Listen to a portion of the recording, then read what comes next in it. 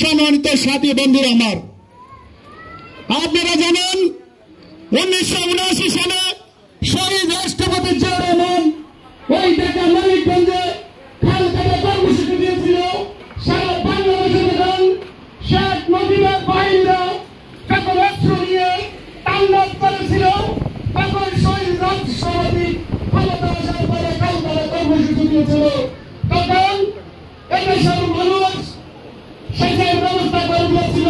এখন যে যুদ্ধ হচ্ছে ইউক্রেন, কম্বোডিয়া, ভিয়েতনাম, বিভিন্ন দেশ থেকে বিভিন্ন দামের চাল টেনে বাংলাদেশের খাদ্য সংসম্পন্ন করেছিল এই জিয়া রহমান।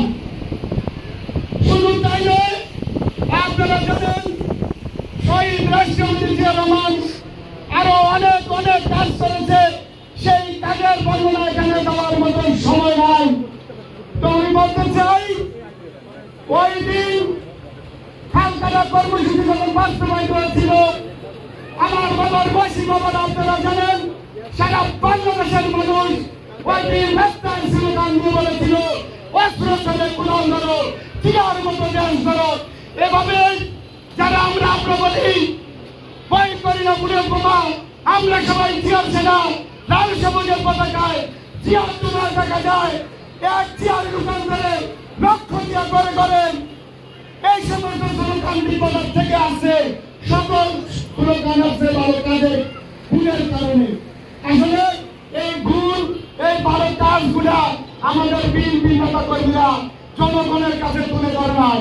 কিন্তু আপনারা জানেন আমরা নেতা কর্মী হলাম 25%, আর জনগণ হলো 75%।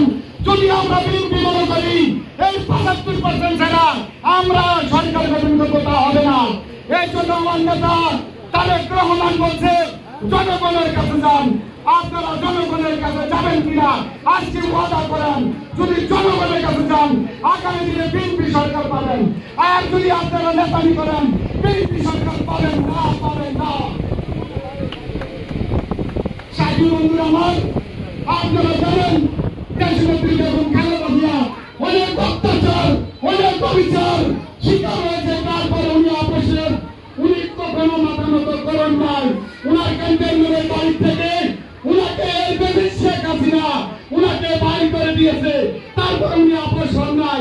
সেই আপোষের নেত্রীর নেতা আমাদের নেতা তারেক রহমান, উনি উনার বাড়িকে হারিয়েছে, উনিও আপোষ হন নাই।